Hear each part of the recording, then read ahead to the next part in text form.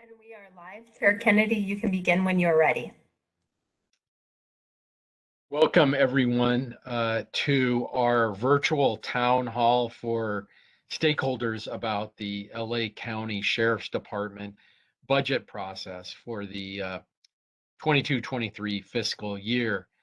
On behalf of myself, I'm the chair of the commission, and JP Harris, who leads our budget ad hoc committee. We want to thank you all for attending what should prove to be an interesting discussion. We have several speakers here who can talk about the budget process, and then we're hoping to invite questions and dialogue from our audience. I see that we have almost 30 people on the line, and we're just starting. So I want to thank Sheila Williams from the LA County Chief Executive Office Budget Division for being here to help address questions, as well as Conrad Meredith, who is the director of the LA County Sheriff's Department Administrative Services Division. And finally, we have Ivette, who is the director of Policy and Advocacy from Dignity and Power Now.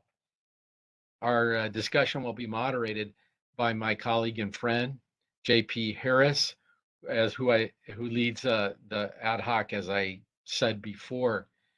You know, where our budget reflects our priorities and our values. And when we talk about an organization as big as our Sheriff's Department, we're talking about an annual budget in excess of $3 billion. So I think it's really important for us to engage with the Sheriff's Department and have, we're so happy that we can have them and the community groups, as well as the CEO office here, to talk about the issues in a frank and respectful manner, because getting it right is important to all of us.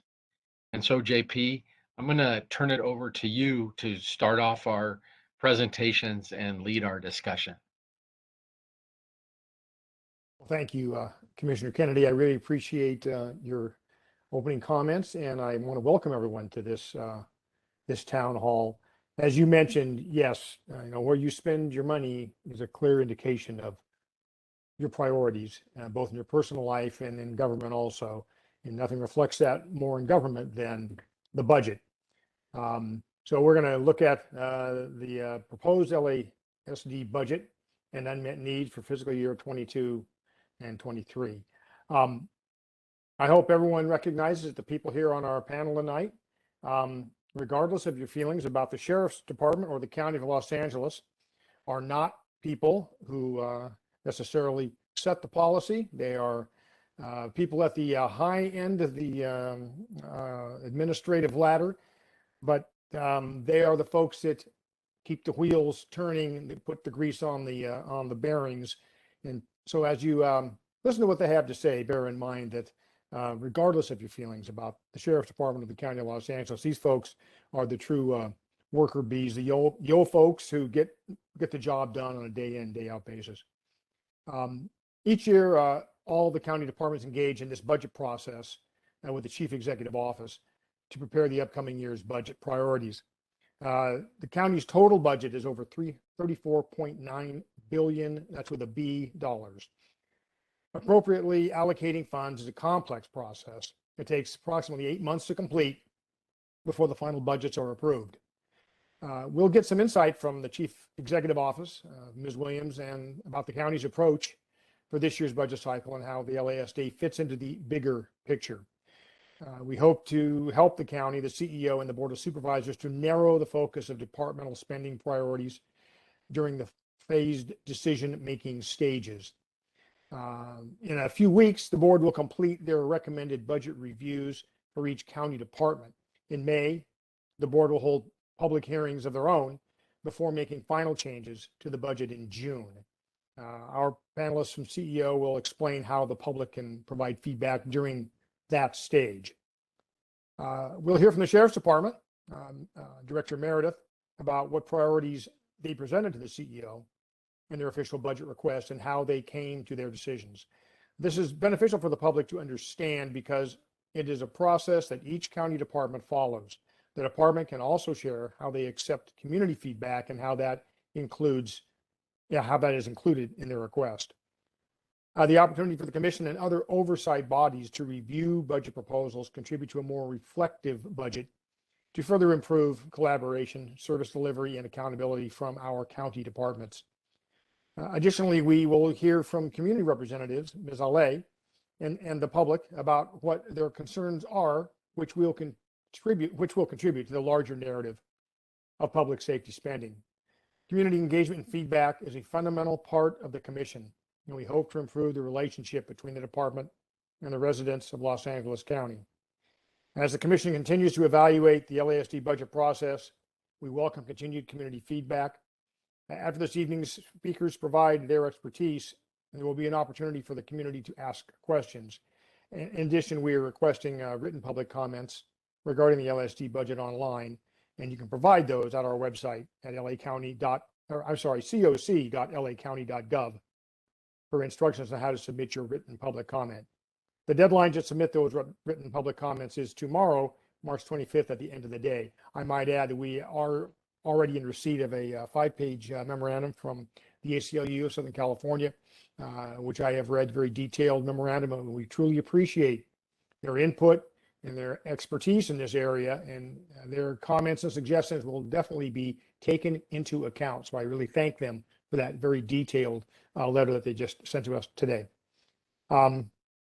With that, I will just add that the hope is we can keep our presenters to a pretty strict timeline of 7 minutes for each, because we really want to, at the conclusion of their presentations, get right into the questions from the public. This is the public's opportunity, hopefully, to ask questions so that you can get straight answers from people who should have the knowledge, or if they don't, they can tell you how you can get those answers.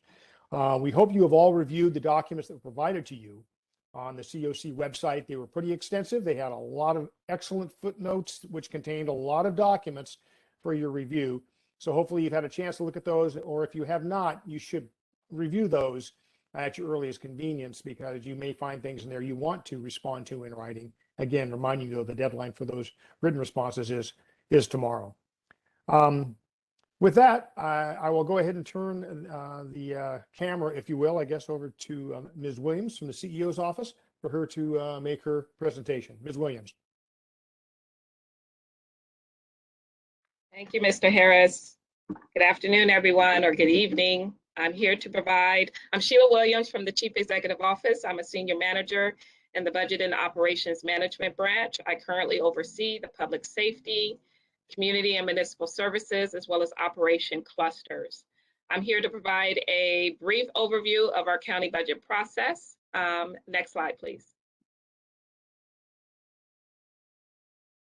So this is our budget process flow chart. It provides it to you at an easy glance, or one page of our overall process, but I'm going to go through each one of these buttons, if you will, in further details. Next slide.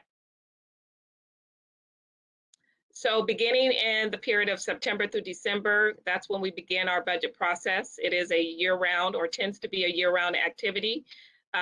Beginning, the first step that we do is we update our multi-year forecast, and that's where we take our current year revenues and expenditures, and we project out for the next 5 years, or 4 years, for a total of 5 years, where we think those revenues and expenditures will happen.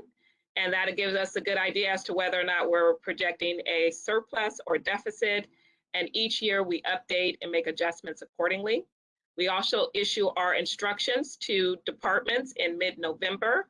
And then we also provide departments with their target allocations at the end of November. Next slide. So the county departments prepare 2 budget requests. One is called a base budget, and the other is an official budget.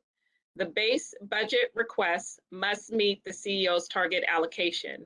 And how that target allocation is arrived at is that the department takes their last year or current year budget, their final adopted budget, which includes ongoing funding as well as one-time funding.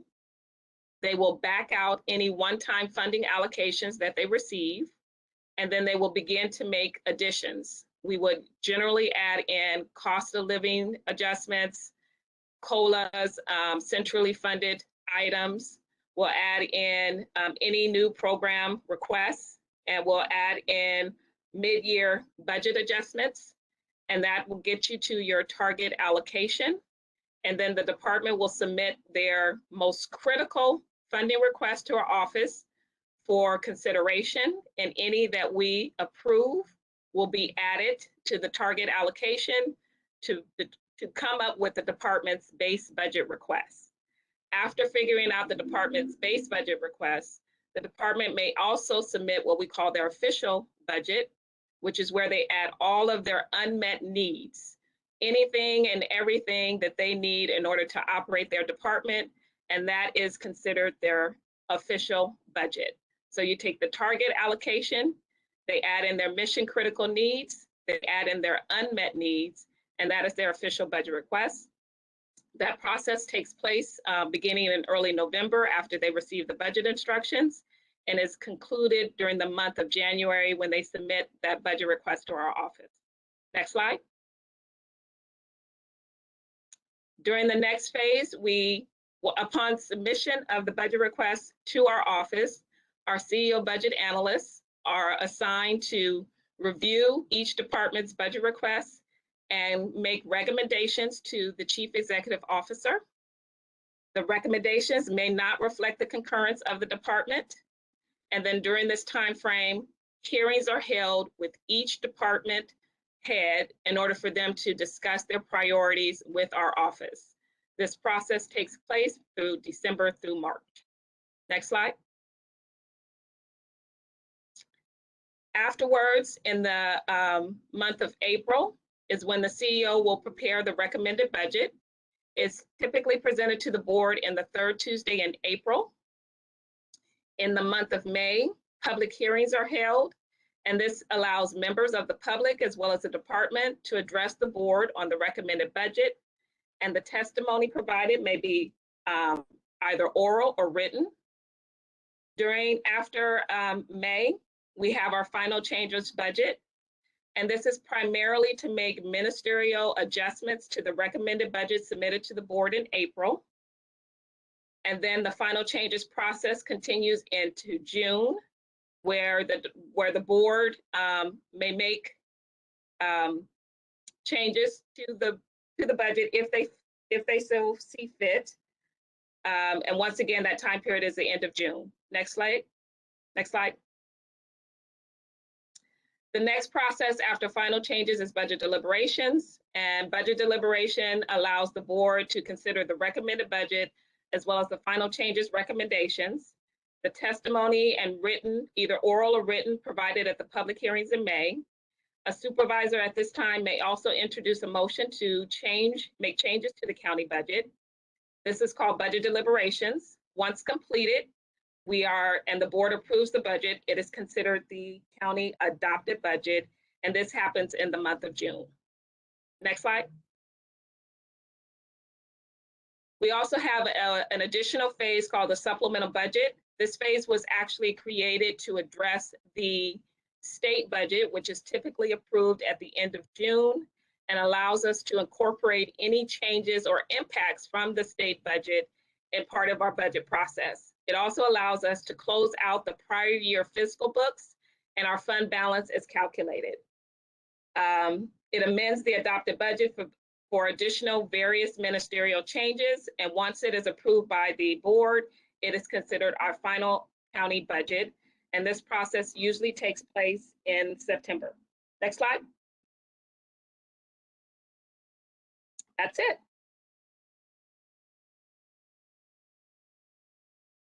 That concludes my presentation. Thank you. Very good. Well, you met and exceeded all expectations on time. So thank you very much. I know you were banging right through that, and we really appreciate it. Well, with that then, the next speaker we have is Director Conrad Meredith from the Sheriff's Department. Conrad, if you'd like to go ahead. All right, good evening. Yeah, Conrad Meredith with the Sheriff's Department. Been with the county probably for over 35 years now with the Sheriff's Department, about the last 22. So time flies when you're having fun. I'll dive right into this and I'll pick up where Sheila left off. You can go to the next slide. So we have our internal department process. Like she said, the budget kind of closes in September. So we actually pick up the following year in September. The CEO will issue instructions to each of their departments. And we'll submit those budget instructions to our line stations and our bureaus, and we'll poll them in September and ask them to submit their priorities to our ASD headquarters, Administrative Services Division headquarters, and we receive that information from them, bullet point number 2 in November, and then our budget team actually puts a department-wide county budget together during the months of September, and as Sheila had mentioned, we have to turn it into the CEO in January. So before then, obviously, we give it to our executives to review the budget priorities and make sure they're in line with the sheriff and his top executive staff. And we submit our department-wide budget to the CEO in January, along with all other departments. And the bottom half there, too, Sheila went through that, where we have 3 phases of the county budget. So we can go to the next slide. And you had asked the challenges that our department faces. As you recall, COVID hit in early 2019, and each county department had to take a curtailment of about 8%. So our net county cost curtailment was $145 million, in excess of $145 million. So you can see that our budget was above $3.5 billion before the curtailment hit. And then we lost $145 million. And now the current year budget is 3.4. And as Sheila mentioned, in April, the board will adopt a recommended budget. So we expect some modest cost increases. You can go to the next slide and I'll get into how that $145 million impacted our department. We lost a total of 1,281 budgeted positions. And you can kind of see the breakdown there: 586 foreign staff, 695 professional staff. And many of those cuts were within our custody facilities because the inmate count had dropped at the beginning of COVID. Inmate count has creeped up a bit now. So you can see we had over 18,000. Conrad, you can hang on just a second. We're Okay. not going to take any time from you, but yeah, that for some reason that slide did not move forward. Yeah, okay, because I see it Jennifer. on my screen. Exactly. I knew you were reading from yours, but we weren't seeing Okay. it. Okay, go So- back one. Let's see. And we'll see if it shows the 1,281 positions. No? Not that one.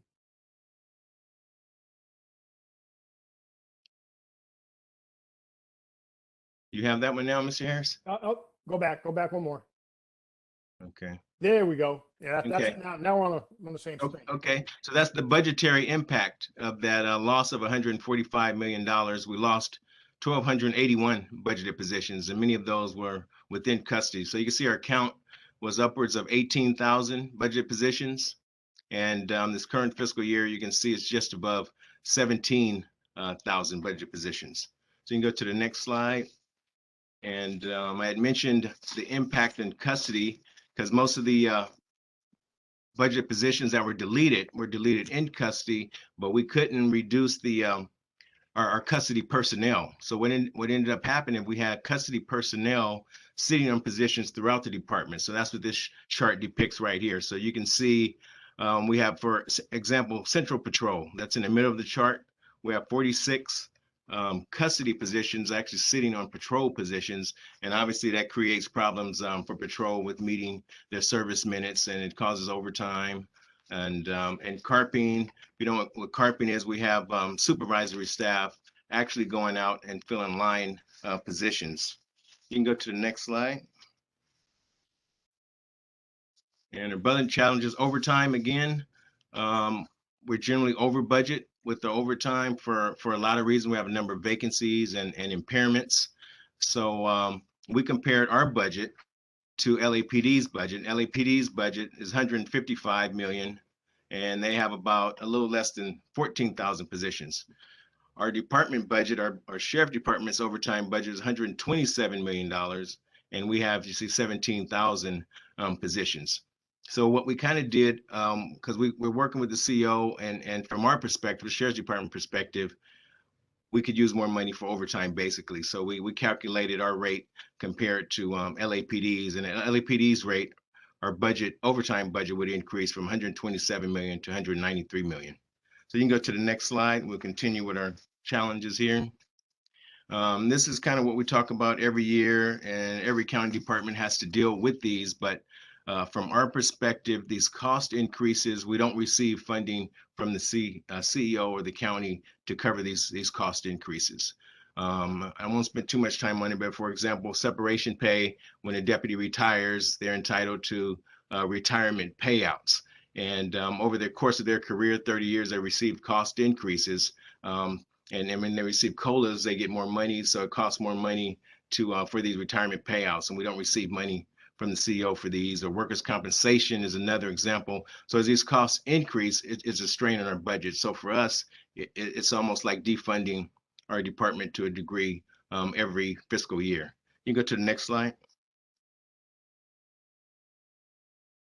Yeah, and Mr. Harris had mentioned that the county's budget now is $39 billion. 10 years ago, we were 11.4% of that total county budget. And today, we're now 8.9% of that total county budget. So our share of the county pie is shrinking. And we have one more chart. The next chart will give you the net county cost perspective. You can see 10 years ago, we were 20% of the county's net county cost. We are now 16% of the county's net county cost. So our share of the total pie is shrinking. So you can hit the next slide. And we're asked, what are we doing on our end to kind of make up for our budget shortfall? Because we have challenges year in and year out. We have a number of vacancies that we're keeping vacant to make up some of those costs. So you can see we have over 500 professional staff vacancies. When we back out, we'll back out some that have to be filled on overtime, which are custody assistants, sheriff, security assistants, and security officers. So we're saving about $42.8 million from our vacancies. And then I had mentioned carpeting, where supervisory personnel actually work the line. They'll work in custody. They'll actually work in a patrol car, and that's saving another $15.5 million. So we're making an effort to save money on the sheriff's department end. So we're saving at least $68 million through those efforts. So you can go to the next slide. And given that we have problems year in and year out, like I say, as these costs increase and we don't get funding to handle those costs, is impact to our budget. So from our perspective, again, there are funding opportunities out there to assist the department in right sizing its budget and meeting its budget. So we can see net county costs has grown over the past 10 years. Our public safety augmentation fund, that's the half-cent sales tax, that has grown $214 million in the last 10 years. And we don't get any benefit of that because our net county cost decreases. And then the last thing that's out there is AB 109 realignment funds. The county has a surplus of $1.6 billion that could be used to help out the department. And the next slide, I think that's it for me. Yeah. Okay. And then we'll wait for questions. So thank you very much. That concludes my presentation.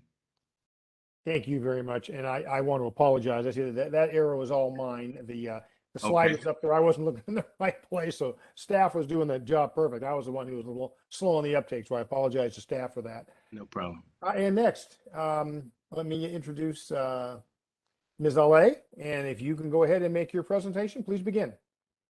Thank you so much, Mr. Harris. Good evening, everyone. Ivette LA. My pronouns are they, them.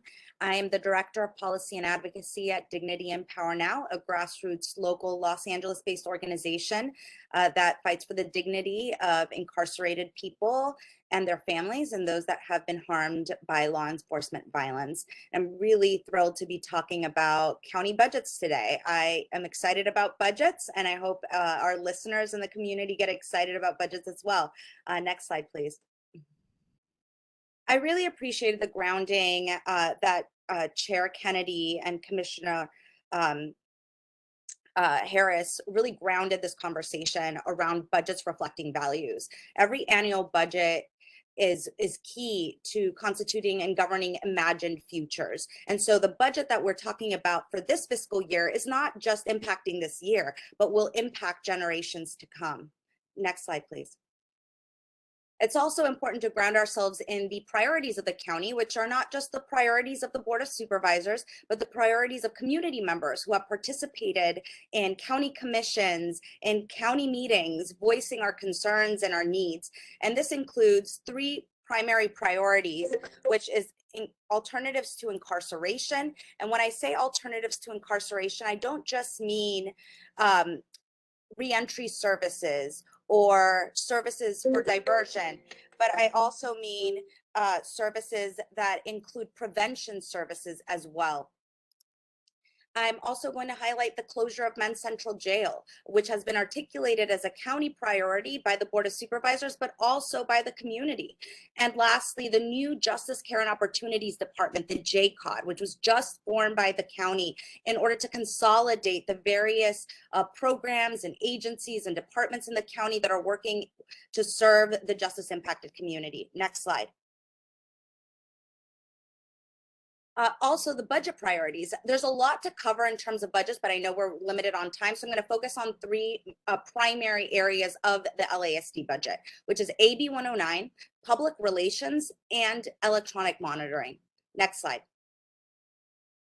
So AB 109 is Assembly Bill 109, which came after the passage of a 2011 California law, which offered funding for counties that were taking on folks that have low-level felonies that would otherwise serve time in prison, but are now serving time in our jails. And so under local community supervision inside of our jails. Next slide, please. And since 2011, LA County has received over $3 billion in resources from the state.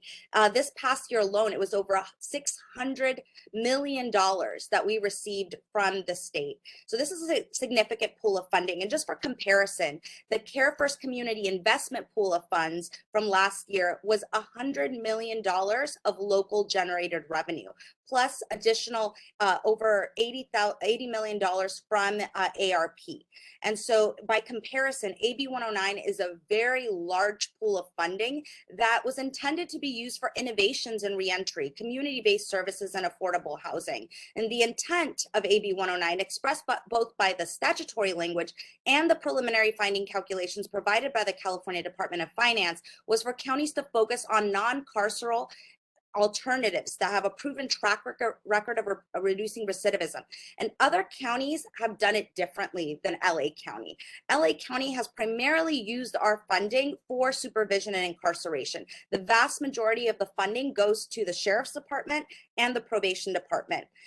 Over 75% go to those departments, but by comparison, the Office of Diversion and Reentry had only historically received about 5% of this funding. In Alameda County, by contrast, they allocate over 60% of their AB 109 dollars to community-based resources. And in fact, outside of my role at DPN, I'm also a commissioner. I'm a commissioner on the Gender Responsive Advisory Committee and on the Public Safety Realignment Team and the pre-trial work group at the county.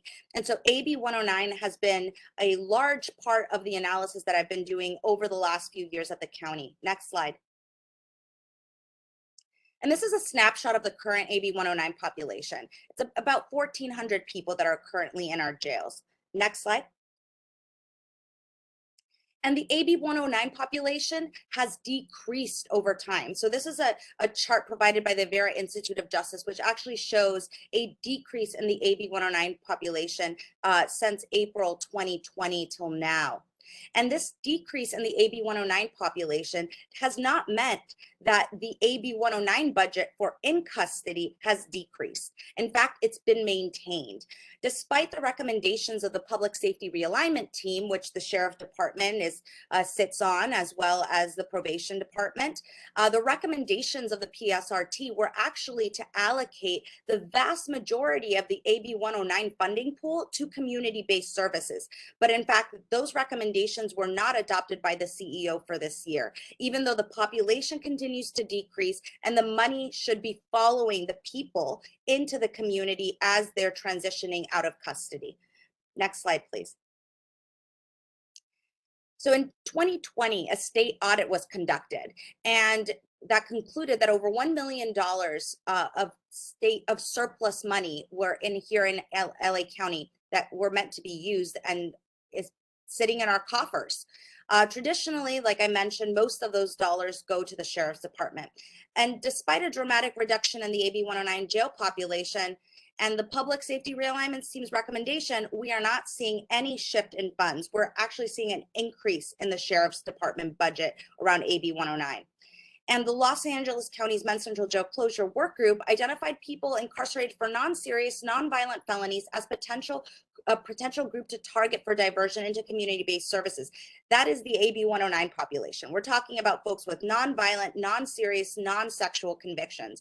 The prime group of folks that should be diverted now. Next slide. I also want to highlight the cost of LASD public relations. In 2020, reporter Maya Liu in the Los Angeles Times did a piece really focusing in on the public relations budget of LASD. And in the piece, it says, unlike victims of police shootings, law enforcers have public funding at their disposal to generate favorable narratives about themselves. When we're talking about law enforcement accountability, specifically about LASD, messaging and narrative is key. Week after week, you all have heard from community members, from families who have lost loved ones due to law enforcement involved shootings and violence. And they speak about their experience, about their loss, but they don't have a public relations machine behind them, which is really important when we're looking at public funds being used to prop up a public relations arm of LASD, that this body really takes a hard look at those numbers. Next slide. In 2020, according to the reporting, there were 42 people in the Information Bureau at LASD, amounting to $4.8 million. And the salaries of the Strategic Communications Director, for example, were $200,000, and the Bureau Captain, $218,000. Next slide. Priscilla O'Shen, a former commissioner on this very body, said it best, that the idea that police spend money to manipulate the narrative about the work they're doing is not the best use of public funds. And I couldn't agree more. In fact, San Francisco is also taking a hard look at their numbers. Next slide. Just a couple of days ago, Supervisor Dean Preston called for a first of its kind hearing examining the city's use of taxpayer-funded communications to grow policing budgets and undermine efforts for police accountability and reform. We know since the uprisings of 2020, there was a lot of support for accountability for this body, but the media and the communications machine that runs LASD has been undermining those efforts. So it's important to look at the way, not just Los Angeles, but across the state, we're using public funds to actually propel those narratives. Next slide. The last piece I would like to talk about is the alarming rise in electronic monitoring. Most recently, there was a report by Alicia Varani of UCLA School of Law, really focusing in on the data around electronic monitoring expansion in LA County. And I highly recommend that this body reads that report and speaks to Professor Varani around her research. Next slide, please. Here are some of the key findings. In 2015, 24 people were on a pretrial EM in Los Angeles County, whereas now there are over 1,000 people on pretrial EM, an increase of over 5,000%. 5 times as many people were placed on EM last year that were on pretrial than placed on EM post-sentencing. And you all can take a look at and do a deep dive into the report. There's a lot of great information and great data there. But I want to highlight this because although probation has historically been leading in terms of pretrial release and pretrial supervision, with the creation of the new JCOD, pretrial services are moving to this new department. However, the Sheriff's Department also has a pretrial release program that specifically focuses on releasing folks exclusively on electronic monitoring. Next slide, please. And it's important to look at some case studies. So some of the case studies highlighted in the report are Cook County, Illinois, and Harris County, Texas, which expanded the number of people under some form of pretrial carceral control, namely electronic monitoring, and the number of people incarcerated pretrial actually has increased. In Harris County, for example, the number of people on EM went from 27 people in 2019 to over 4,000 people in 2021. And pretrial incarceration has risen to pre-COVID levels. So this indicates that EM is not being used as an alternative to pretrial incarceration. And in fact, the pretrial model under the Sheriff's Department actually expands the use of electronic monitoring, which is both costly and also harmful in terms of returning to court. It's burdensome. It keeps people from going to their jobs, going to school, and living in their communities. And so the use of electronic monitoring is a really important budgetary piece for this body to look at, specifically as LASD seeks to expand the use through their department pretrial release program. Next slide, please. So the expansion of EM here in LA County, we're talking about a population, a pretrial population of nearly 6,000 people. That's the largest population within the jail system. And so as all of these individuals are considered for pretrial release, we know that the courts play a big role. But if the courts do not release it, the last level of release will be LASD. And so it's important to look to alternative ways of releasing folks that actually supports their return to court. Things like text message reminders, transportation to court, childcare, which Orange County, our neighbors, have already implemented to help folks return to court. This is far more effective, and the Bail Project is a really great example of a community-based model with over 90% success rate and folks returning to court. And so these types of alternative supportive systems are far more effective than the use of electronic monitoring and far less costly. Next slide. So in conclusion, some key recommendations for the budget this year is that LA County should adopt the PSRT's AB 109 2021-2022 budget recommendations. And I absolutely recommend that this body reads the full scope of the recommendations that the PSRT provided the board last year. That LA County should examine and reduce LASD's public relations budget, perhaps starting with a hearing, much like San Francisco is doing now. And LASD should not expand the use of EM in its pretrial release model. LASD has the power to release folks. It's in their purview that are sitting without a conviction in our jails. And we know that the best use of funds, the best use of resources, and the most effective use of resources is providing services for return to court. But before I conclude, I just want to mention that, the AB 109 budget is really critical this year. We created some really transformative recommendations in the PSRT that the CEO has not adopted. So this body and the community really speaking to those recommendations that were passed pretty overwhelmingly in the PSRT. It will be really critical in getting the resources needed to actually implement ATI and actually close Men's Central Jail, which is one of the mandates of the community and the Board of Supervisors. Thank you very much. Thank you very much. That was a lot to digest, but we really appreciate you taking the time to present it to us. There's some really good information. Yeah, I know some of the commissioners, we are very familiar with the electronic monitoring issue, and we will be taking a look at that. So thank you very much, though, for raising it up, because it's good for us to hear these things from other voices. And before I forget and open this up to questions from everybody, I just want to take a moment to thank staff, because if I don't do it now, I will forget and I'll feel terrible about it. So I really want to thank Frederick Chung, Tracy Jordan, Jennifer Wicks, and Ingrid Williams for all their work on putting this together tonight.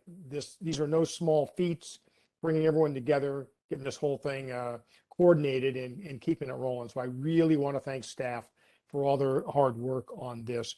With that, do we have any questions ready to go from the public? This is Jennifer. I would just like to make a quick announcement that if anyone would like to ask a question and you are logged into WebEx, please raise your hand. Just open up the participant window and find the small hand icon. When it is shaded in, your hand is raised and you are in queue. You can also send a chat to the host, which is me, and I will make sure that you are also in queue to unmute you. If you have called into the conference, you can push *3 on your phone, and that will also put you in queue. So it looks like, Commissioner Harris, we have 2 individuals that have raised their hand so far. I'm not sure if you wanted to do public comment now or wait until we get a few more folks with their hands raised. Well, let's go ahead and start now. That may encourage others to ask questions, but if no one else does, I have a few questions I can ask. But let's go ahead and go with the public right now. Sounds good. We'll begin.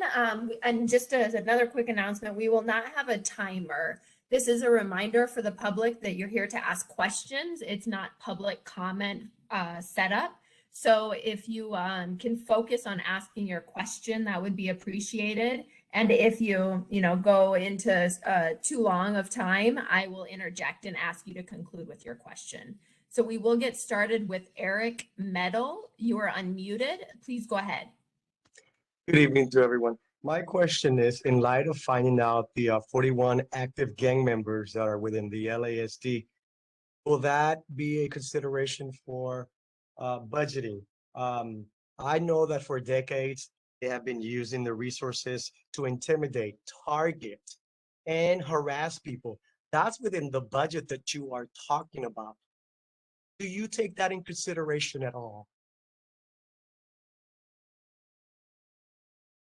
Well, I don't know if anybody wants to tackle that. Does anybody have any feeling on that particular area?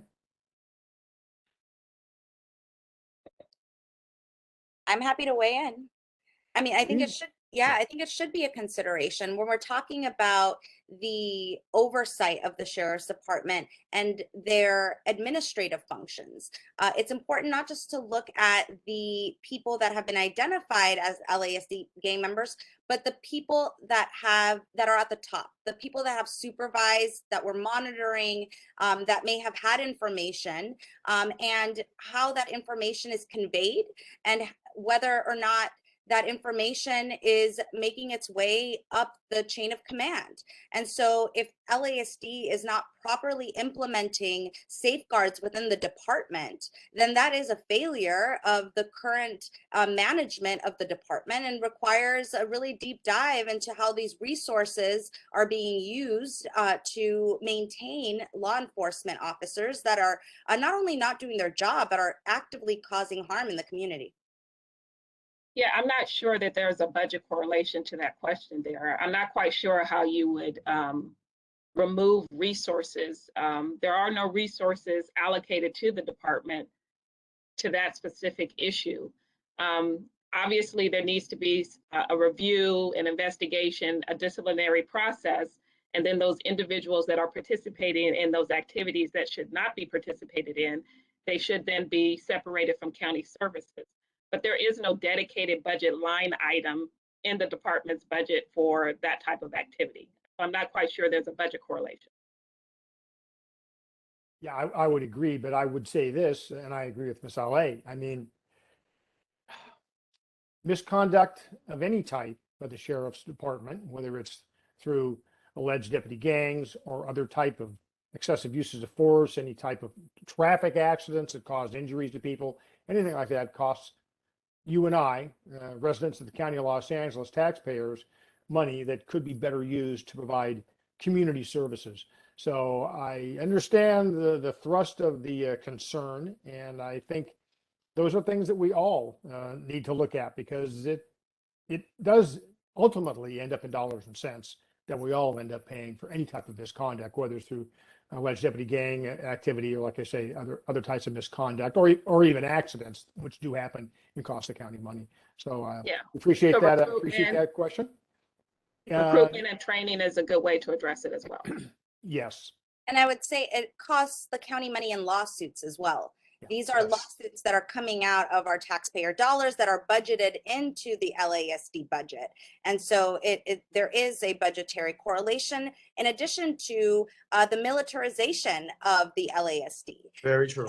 LASD has has budget requests for armed vehicles, for all types of equipment that could be harmful to our communities. So I absolutely see a direct correlation with our budget.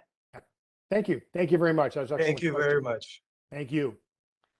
Thank you. And we will move on to the next question is from Brenda Galza. You're unmuted, Brenda. Please go ahead. Hi. I had a question, like someone with a loved one incarcerated. I wanted to know if there will be money funded for programs within for people with violent felonies, speaking with and for my community and the lower income people. I want to make sure we understand the question. So you're talking about for folks who have already been released from custody, or while they're still in custody, are there programs? While they're still in custody, as of right now, there's not many programs that qualify level 4 or level 3 offenders. I understand that it is like a safety concern. I just want to know, what are you guys working towards as them having openings and opportunities for those who are, I guess, right now not allowed to participate? Okay, I understand. These are some pretty tough budget related questions.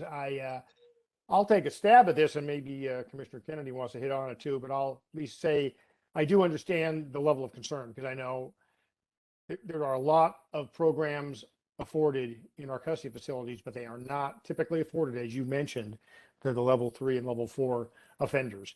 And I have to admit, that's something that has always bothered me. We need to take care of everyone that's in our custody. No one is a throwaway person, no one. And if we can do anything to help them to be better prepared to meet their challenges once they get out, we want to do everything we can to do that. But is there a specific line item for that? I'd have to say no, but again, it would go into the basic custody division budget to make sure we have enough personnel, and not just sworn personnel. There is also a number of teachers that have to be employed to provide that type of training in the custody environment. Right. Excellent. That's an excellent question. I don't know if anyone else has anything else they want to add to that or correct me on. I want to add too, not only like programs for them, also I know they are very tight budgets on like their medical and everything having to do with like nurses and things like that. They inmates hardly get seen or get the attention that they deserve when they need it, like at the moment. So I don't know, that's what I'm guessing the budget comes into play. There's not enough staff for them to take care of the inmates. Well, and I hear what you're saying. There's a lot of things that come into play there. I don't know that there isn't a shortage of money dedicated to that type of staffing. I do know that filling some of those staff items typically is tough. But medical care in custody is always difficult. It's fraught with problems. It's not to say we shouldn't do better. But I understand your point. That's another thing that we, as far as an oversight body, need to examine is there any area where the medical end of things is not being supported through the budget. So we appreciate your observation and your question. Yeah, I just wanted to put that out there because as someone who does know people that's incarcerated, again, I'm speaking for my community and my members of my community. I know many that you know, you have to submit a form to just get seen, and sometimes you don't get seen till a month later. And it's just concerning for families with loved ones that are inside. Well, I'd hope anyone who has put in a request to receive medical treatment that isn't seen in a timely manner, there's also a grievance procedure that needs to be followed. And Yeah. that's unconscionable if that were in fact happening, because no one should have to wait that long to receive any type of medical treatment. So make sure that your community is aware that it's one thing to be patient. Patience is a virtue. However, there's a point where patience, if it's going to be detrimental to your health, is no longer a virtue, and you need to you need to go through the grievance procedure, or, they need to make sure that ring that bell somewhere. I know that's not easy to do. I totally understand that. It's one thing for us to say this on the outside. There's a whole different situation when you're on the inside, but let them know there are other things that need to be, or other vehicles that need to be exercised to try and get the services they need. Thank you very much for your question. We really appreciate it. Thank you. I just wanted to bring awareness, and thank you for answering my question. Thank you very much. Thank Jennifer, do we you. have any more questions? Yes, we do have quite a list now. We've got about 4 to 5 additional folks who have signed up for questions. So next we'll move on to Ambrose Brooks. Ambrose, I am working to unmute you right now. Okay, please go ahead, Ambrose.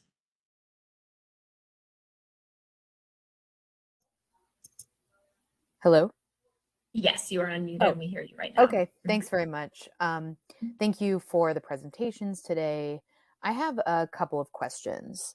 The first question is about overtime and tracking call service data. And so I'm really interested in knowing, how are sheriff's deputies tracked in terms of like clocking in, clocking out? What does a typical overtime shift look like? Because I see that a lot of money is going to overtime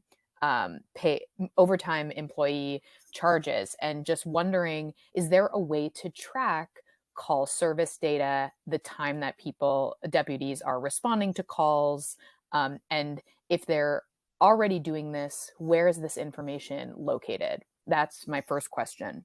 Okay, let's take them one at a time then. Okay. I don't know, Director Meredith, I don't know, do you want to Yeah, on that one? yeah, I'll weigh in on overtime. In general, to answer a question, we're required to provide a certain level of service, like within custody and within patrol. And there are service minutes that have to be met in patrol, and it's logged into a mobile digital computer. So we should be able to track overtime related to calls for service, or time related to calls for service. And a lot of overtime is generated behind vacancies.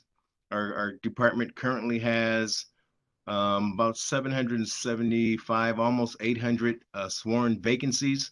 And again, if a post has to be filled, it has to be filled on overtime. So vacancies drive most of the overtime cost.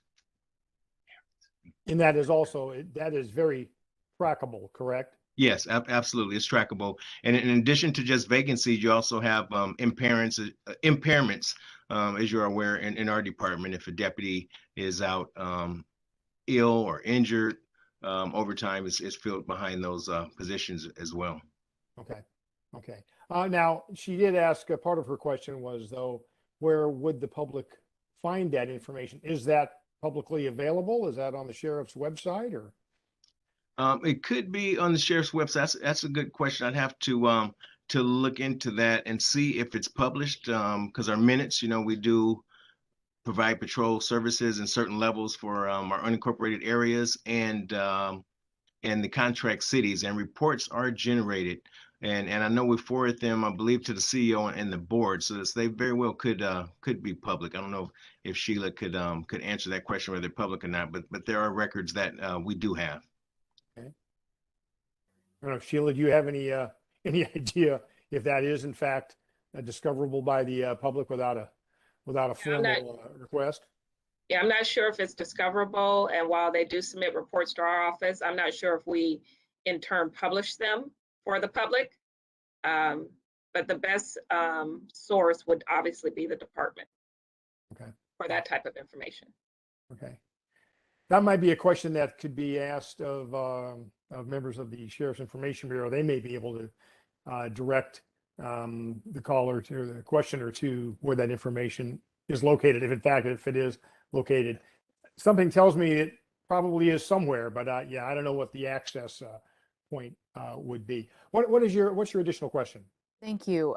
Well, I just wanted to point out that so I'll get to my additional question in a second, but Right, the sure. LAPD logs their calls for service on a publicly available dashboard. And Okay. just, if we're thinking about how much taxpayer money is going to the sheriff's department, how much taxpayer money is going to pay sheriff's overtime fees, having a publicly available dashboard would be, really helpful for the community. So I just want to put that on everyone's radar. Hopefully, Thank you. that would be Yeah. something that the department would be interested in doing.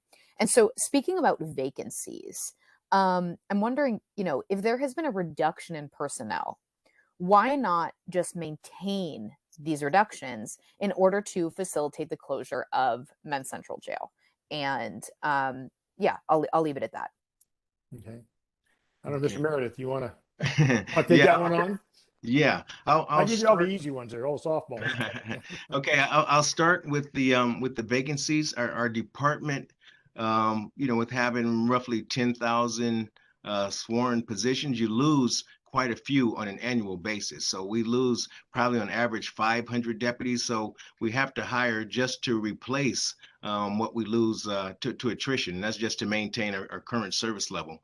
And then when you get to closing Men's Central Jail, that's actually a whole nother animal that's really better answered by our custody personnel. But as the inmate count drops, then to that level, it can be addressed then. But if you were to talk to our custody personnel right now, that they would claim that Men's Central Jail is useful to house single man cells. So it is useful right now. But the department is all for alternatives to incarceration and for closing the jail when the inmate, or I should say, I guess the incarcerated population decreases to such a level. If I can add, the MCJ closure work group provided a pretty detailed report and roadmap for MCJ closure, and that included diverting folks that are pretrial. Speaking of pretrial releases, and kudos to the sheriff's department for being willing to reduce the pretrial population through their own pretrial model. But like other counties have experienced, pretrial release with EM actually creates more of a revolving door. And so if we really want to achieve those reductions in the population, funding those alternatives on the front end, expanding bed capacity through funding pools like AB 109, for example. There's a sub account within AB 109 called the Innovations Fund, which the state of California in their audit said that this was a permanent funding stream. Of course, LA County has a different interpretation, but the state audit, in fact, reaffirmed that this is a permanent funding stream that should and could be used for expanding capacity to be able to meet those thresholds for closure. One last thing I will. When you say expanding capacity, exactly what do you mean? Yeah, thank you for asking that question. I'm talking about expanding, for example, the Office of Diversion and Reentry's bed capacity as an example. But of course, we know there's not everybody needs that level of need, right? We need a diverse set of beds. But ODR is already a functioning agency with an effective model that, if funded properly, can divert a significant number of people out. So that's one piece. The other piece I will name is that part of closing Men's Central Jail and addressing the employees within the sheriff's department that could potentially lose their jobs or will lose their jobs when it closes is the issue of a just transition. We've seen a just transition model implemented in the environmental justice space. As coal mining is decreased and green energy is built up, we can utilize that same model to divert folks that are currently employed in LASD into other types of positions like emergency management. We always, in the state of California, we have earthquakes, we have fires, we've just had COVID. Expanding emergency management, for example, is a nice lateral transition for law enforcement. And of course, as folks retire, not backfilling those positions. So actually that reduction in personnel is an opportunity for the county to not just maintain those reductions, but actually increase those reductions by investing in the people transitioning out who are incarcerated, but also the people that are currently working in those positions. Thank you. In fact, I'm going to ask Ms. Williams. Ms. Allais just brought up the issue of the Innovation Fund, and she's saying that the state auditor says that those funds are available not on a one-time basis, but on a permanent basis. But she indicates there seems to be some reluctance on the part of the CEO. Is that the case, or can you clarify some of that? Sure. No, that's not the case. The CEO obviously When the funds started coming down, I think it was early in 2015 or 2016, the amounts is roughly 10% of each of the realignment accounts. And so as the funds were coming down, we started working with our board offices because the allocation or distribution of those funds are at their discretion to determine how they wanted those funds to be used. They identified 3 to 4 different programs that we allocated those funds to, and then they wanted to come back and reevaluate. During that process, they did not make a recommendation to use those funds for ODNR. ODNR structural deficit is much greater than the funds that we are currently receiving under AB 109 under the Innovation Fund. And so as part of this current budget process, we are recommending, I believe, about 30 million. And right now the Innovation Fund, I want to say it only had a balance between 7 to 8 million. It was just simply not sufficient to address the needs identified by ODR. So we are using resources to address ODR structural deficit. It's just not the Innovation Fund. All right. Thank you. Thank you for clarifying that. That was great. Any other question that you have? Okay, let's go to the next person with a question. Okay, sounds great. And the next question will come from Irma Cooper. Irma, you are unmuted. Please go ahead. Hi, I want to thank the representatives for being here to discuss the budget tonight. But I did have a concern about, and if you can answer this, I would appreciate it. How much funds or COVID funds went to the police and the sheriff department?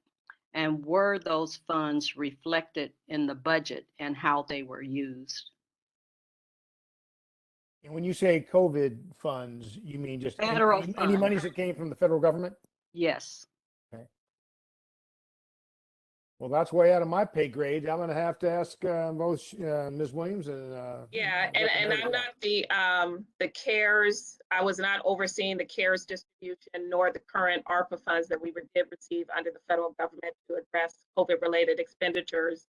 But I do know under the CARES, the sheriff department did receive an allocation, but it was to reimburse them for costs that they were able to identify and track and provide supporting documentation to our office to indicate that it was related to COVID, i.e. services and supplies. Everyone had to purchase additional cleaning supplies, custodial services, things of that nature in order to follow the protocols that were set up and ordered by the Department of Public Health. I'm sure Conrad could probably provide better detailed information regarding what exactly those expenditures were, but everything had to have supporting documentation and be submitted to our office that we could review and verify that it was related to COVID.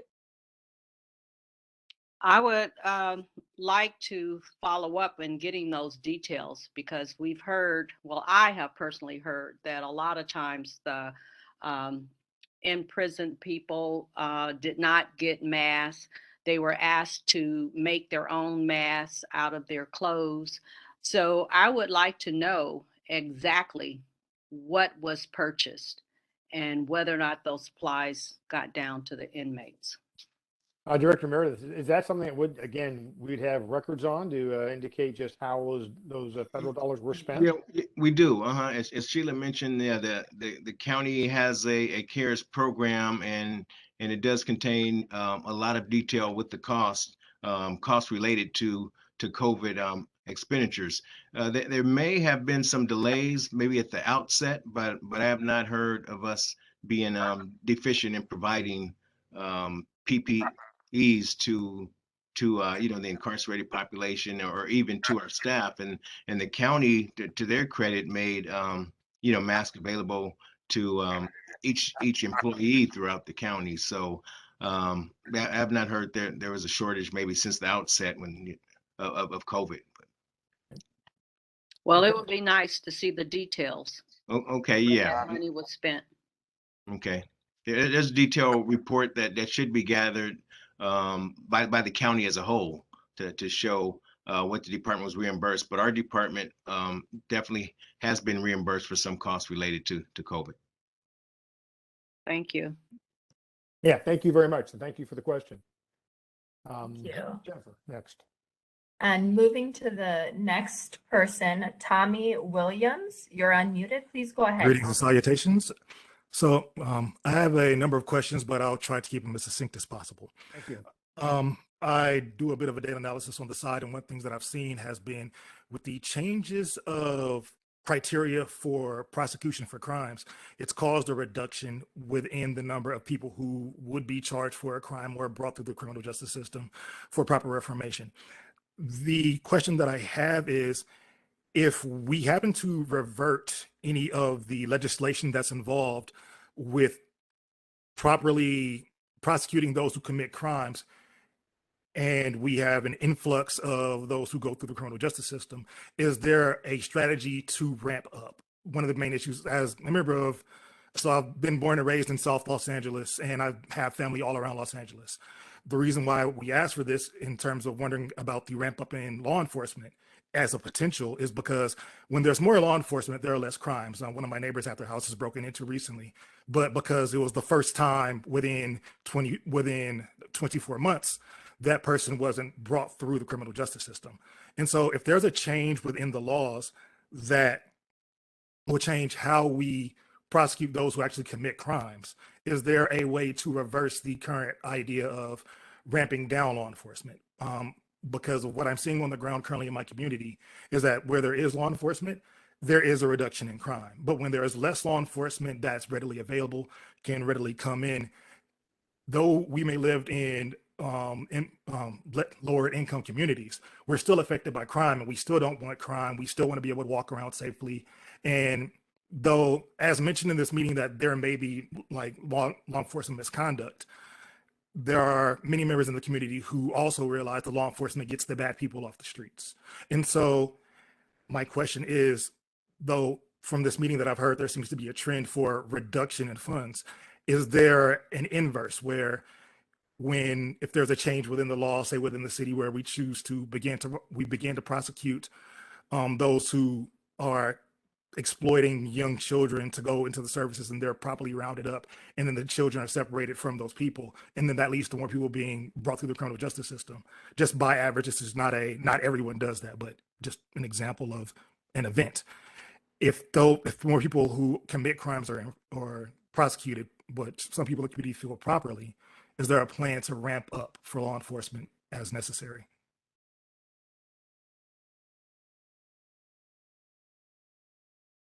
Who wants to take that one?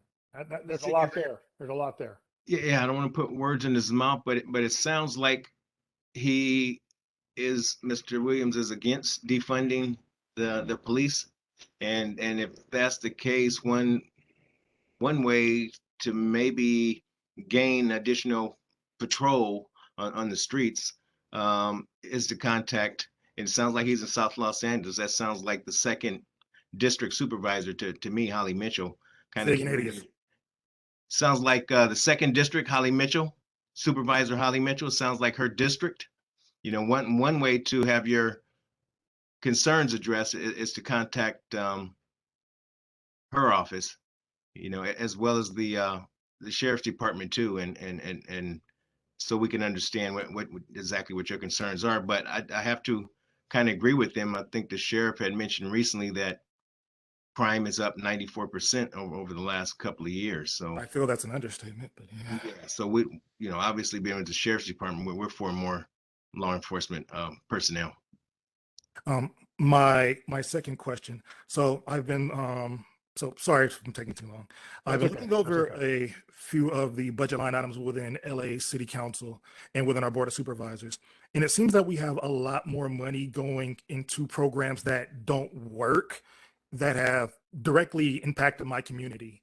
Like one of our changes for so there are people, one of the changes that they have for like escalations for gangs and people having certain weapons when assaulting people. And that's caused for people to have reduced sentences, but those people will come back into the community again and they commit those crimes. And what worries me a lot while following a lot of how we're having our diversionary programs is that it just brings the people who did crimes within the community back into the community without going through any proper rehabilitation. But there's a lot of talk about this definitely works, but they constantly go back to the crimes. But we're now changing how the crimes are prosecuted. And so the numbers go lower, like the drop off in AB 109. Because for myself, I have a number of family members who have been violent offenders. And after going through the court system and going through prison, they were able to be rehabilitated. But for the ones that got turned back around, they came back into the community and it became a nightmare for the community.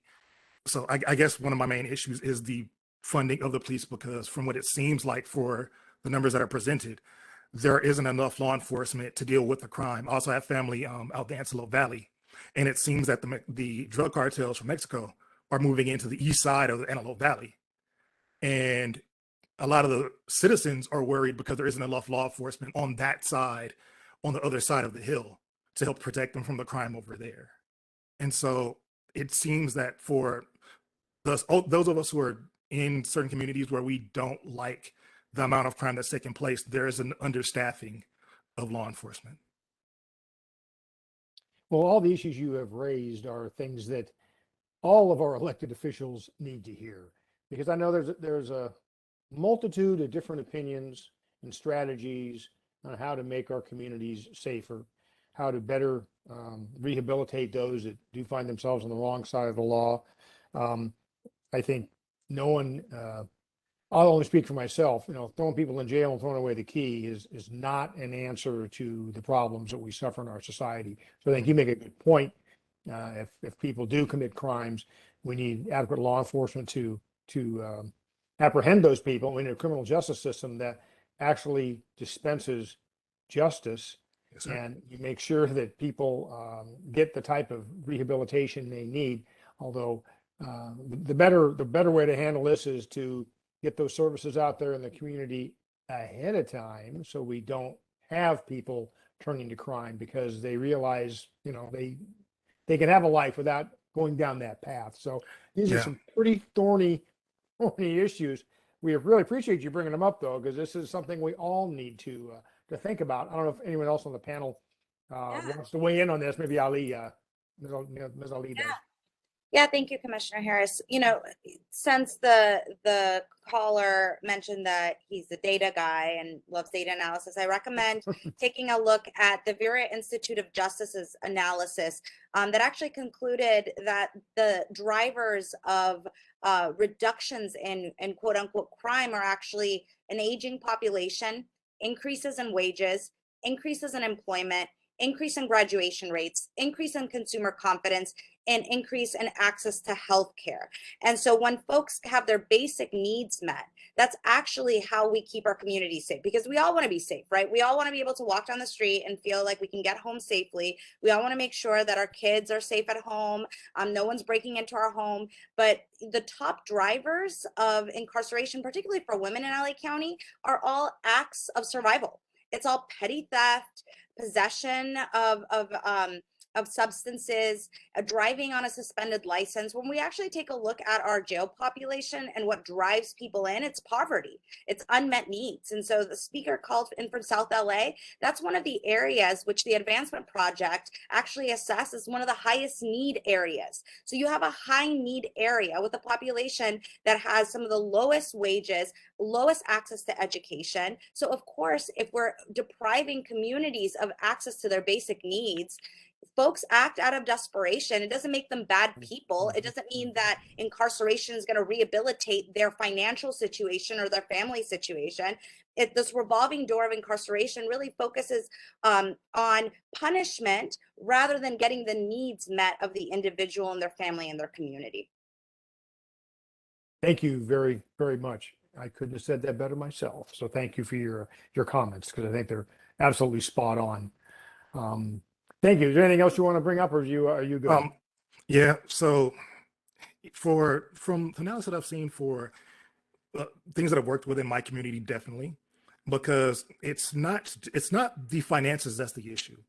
Within our community, we have a very high broken home ratio, namely because of, like, if I could use my family as an example, though I would hate to do the whole lived experience argument, but within my neighborhood, most of the men were not raised by both of their parents.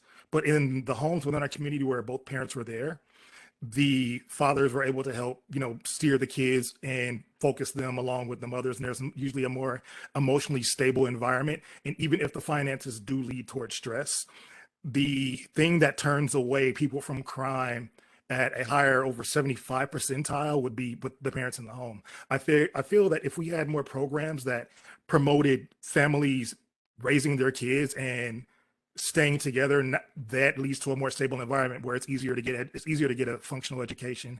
I went to King Drew Medical Magnet, and as I graduated, went to Tuskegee, got my master's degree, came back here, and I work in the aerospace field. I'm sorry to interject, Tommy. I just want to sorry see about if you that. want to wrap My this up apologies. with one more question. We have about 3 other individuals. So if you have one last question related to the LASD budget, please go ahead with that. I unfortunately don't think I'd be able to be succinct, but if possible, I may submit a question afterwards. Please do. And this is an announcement for everyone. We are welcoming the written public comment. So please visit coc.lacounty.gov to submit that. If you have attachments or things like that, you can also email that to cocnotify@coc.lacounty.gov. And thank you, Tommy. We'll move on to the next speaker. Melissa, if you would like to go ahead with your question. Melissa Camacho Chung, you're unmuted. Thank you so much. I'm Melissa Camacho Chung, she, her, hers with ACLU SoCal. My first question, I just want to piggyback off of one of the earlier callers talking about medical care in the jails. Our understanding is her loved one situation is really very common. And one of the listed unmet needs on the proposed budget is for custodial staff to support increases in custodial health services, staffing and services. So my question is for the CEO, have those programs been funded for primary care, expanding MOH housing to Pitchess North and expanding medically assisted treatment? Because if those programs have been expanded, then it seems like the custody would need to come along with it, and want to know, I guess my first question is whether there is going to be that expansion to CHS.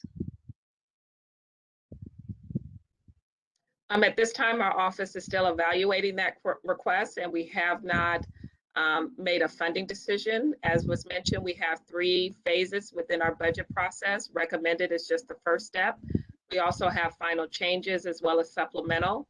And upon our review and evaluation of that request, we may come back and make some funding recommendations to the board to move those efforts forward.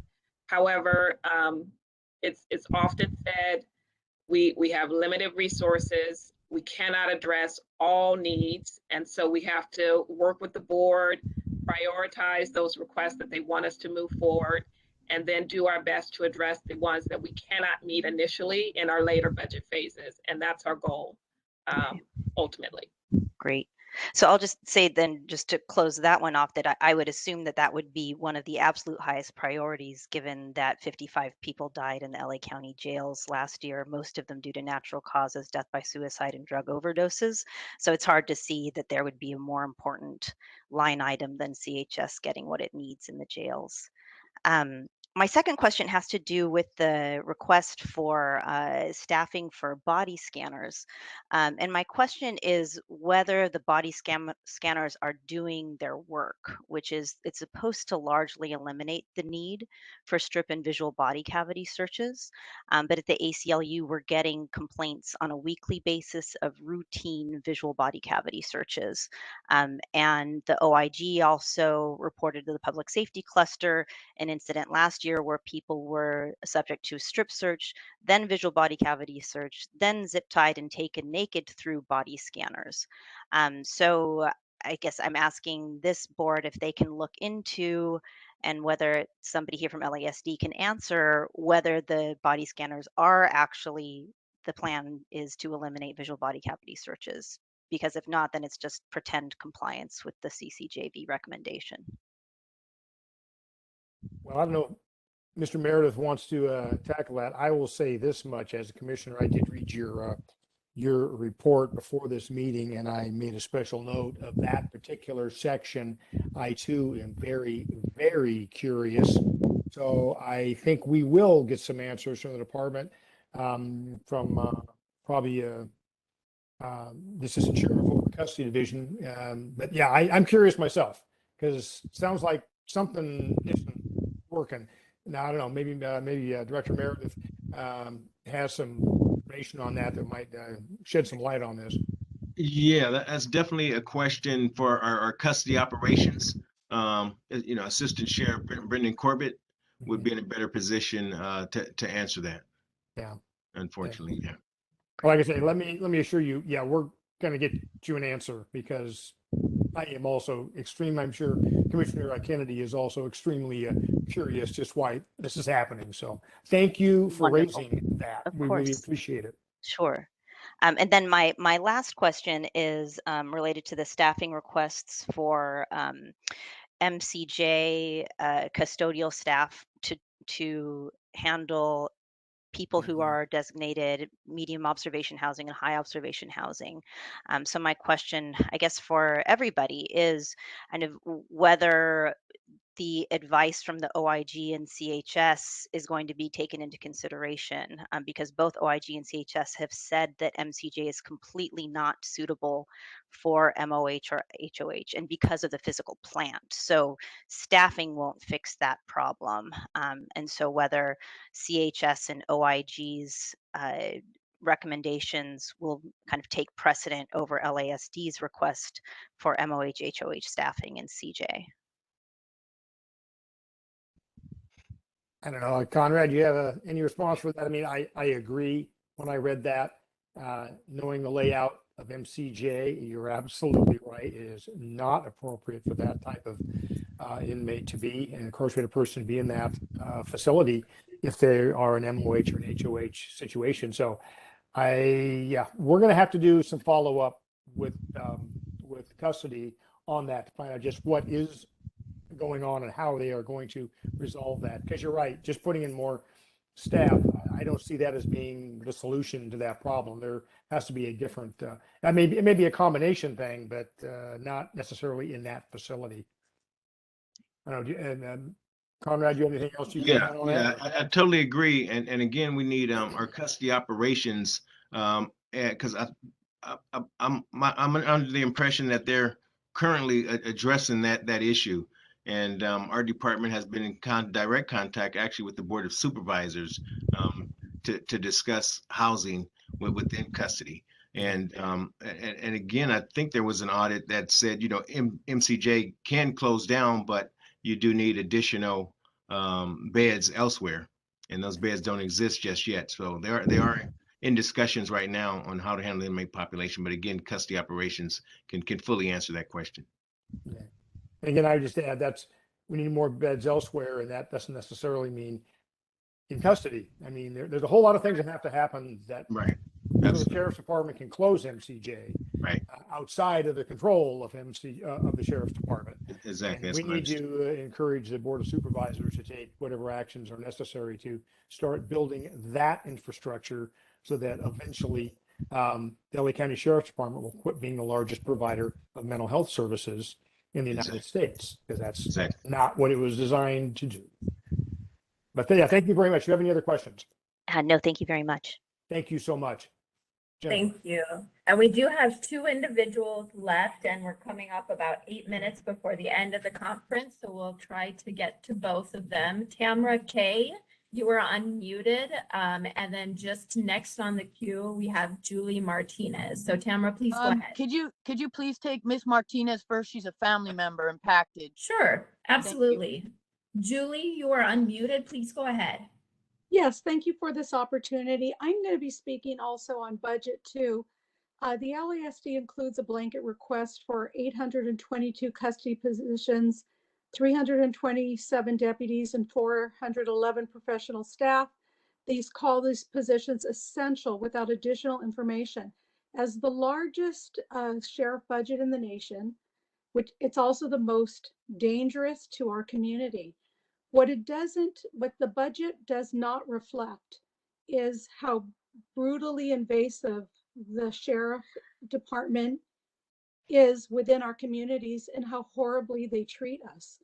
We have seen many, and we have witnessed, some of us have taken notations of it, of wasteful deputy sheriff activity.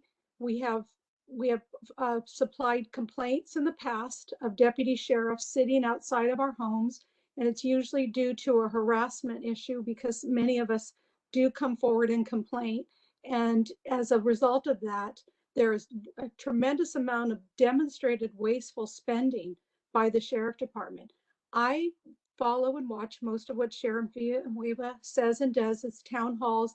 I'm a very active citizen. He is constantly asking for money.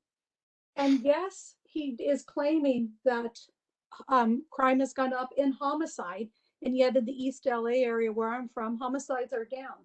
Other than that, violent crime in the city has increased 3.9% compared with 2020.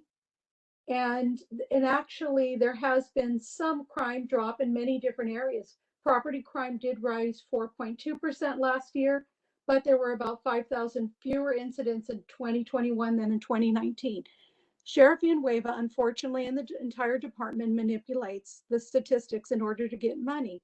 I have listened to him complain about these high rates of crime and asking more money and complain. And when there is crime in their community, instead of figuring out a way to solve this, he says, go to the Board of Supervisors and to complain to them because they're at fault. Unfortunately for him, as crime rates have been dropping, he does not ask for less money. He manipulates the facts by asking for money where there is a spike in crime or a drop in crime. And I can give you multiple examples, although this phone call, there isn't enough time, but I can give you examples where I've been at a memorial site where there have been 3 different leaders within the religious community making prayers, and our entire area was surrounded by over 14 sheriffs in 7 different cars while they cruised for over an hour in a circle, many of them rolling down their windows, many of them laughing. What I see with the sheriff department, for those of us who are in the community, is they are very, very wasteful with their time. There is no accountability on the sheriff's time. As someone pointed out, the LAPD does track what their officers do. The sheriff department does not. Many sheriffs laugh and joke about the LA budget as a cash cow because those overtime requests flow in, but they're spending on the backs of working class folks, people who work in the restaurant industry, people work in construction. Our tax dollars are used to pay for an over-bloated budget. My only request is, and unfortunately there was a question buried at the beginning, is that there is no accountability on what the sheriff deputies do on a daily basis. And I do believe that the books are cooked, and I do unfortunately believe that there is not enough oversight in how money is spent within the sheriff department. And like I said, there are many watchdog organizations that have been gauging and monitoring what the sheriffs do in our community. Sit in their cars, park their cars outside. Thank you, Julie. And I'm not sure if you wanted to restate your question just to conclude your remarks. Yeah, I would restate the question is, you are allowing the largest budget in the nation for a sheriff department, for him to give a free check and free rein without truly analyzing whether or not it is necessary to deploy and employ this many sheriffs.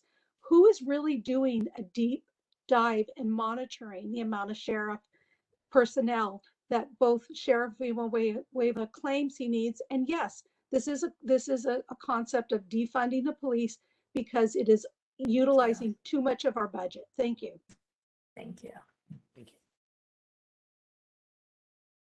So I'm not sure if anyone wants to take a stab at that or if we should also go to the next caller, Tamara. Let's go to Tamara. And that will be our final question for the night. And hopefully we'll get a response for both of those. Tamara, you're unmuted. Please go ahead. Okay, so how can, we continue to fund a corrupt organization riddled with gangs and murders and impacted family members? It's beyond me. The Board of Supervisors, police do not prevent crime, resources do. Okay, Men's Central Jail, when is going to be closed? Well, let me back up first. like I said, how can we continue to fund a corrupt organization riddled with gang activity, known gang activity that murders the loved ones in Black and brown communities and then harasses the families afterwards? I don't understand how our taxpayer money can continue to go to this. And, you know, did a report. Loyola University did a report. The CLC, it's LA Times. It is known that it is LASD is riddled with gang activity. Okay, it needs to be shut down. Men's Central Jail needs to be shut down. We need to adopt the Thank you, People's Tamara. Budget LA. I'm not done yet. And Tamara, if you would like to conclude with a question, we are coming right up on 7 o'clock, Okay, which is just supposed to give be me when the 1 minute conference because ends. you let a cop come on Absolutely. here and talk a whole lot. In the Yes, please go ahead in and state honor your of John question. Horton and Jelani Lovett that were killed in Men's Central Jail by the 3,000 boys. In honor of Ryan Twyman, AJ Weber, Paul Ray, and Anthony Vargas that were murdered by the LA Sheriff's Department.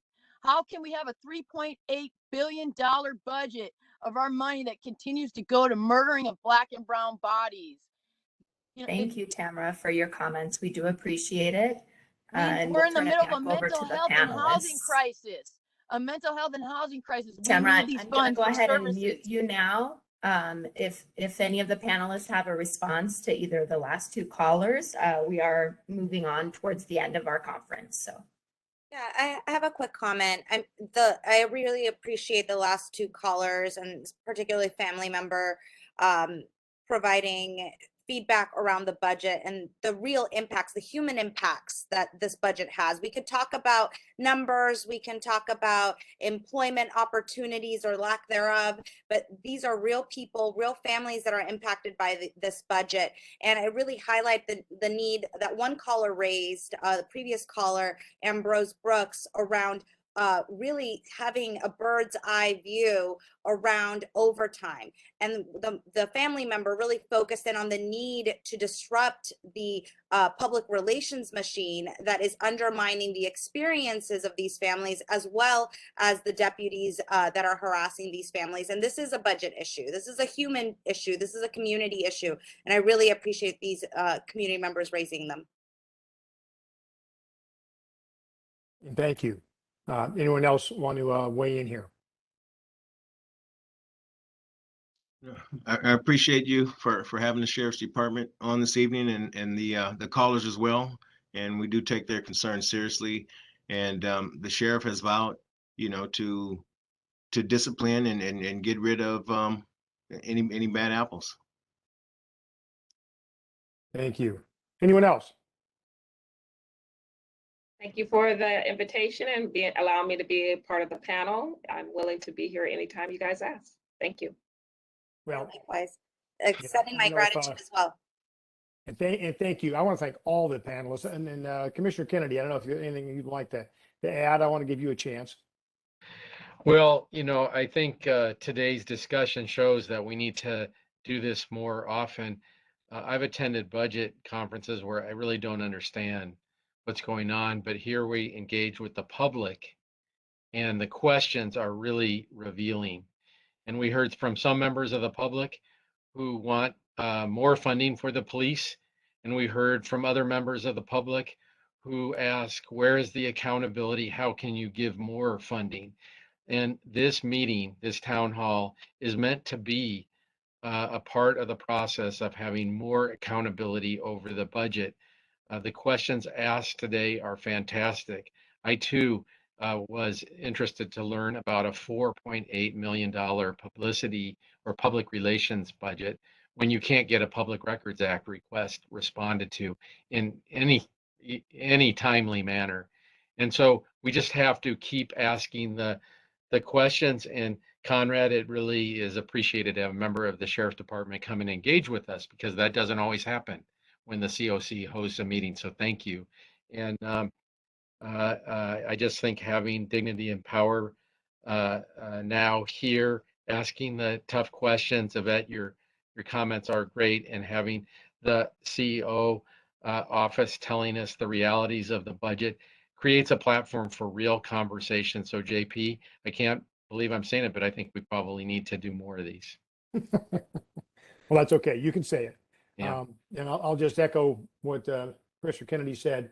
I think this was very enlightening tonight, and I think we all got some good information, and there's a lot of questions that were asked tonight for which we do not have answers yet, but we are going to endeavor to get those answers, which will probably ultimately lead to more questions, and that's okay. We're going to keep digging at this. So I just really want to thank again everyone on all the panelists for joining us here tonight, and this concludes our conference. Thank you. Good evening. Good evening.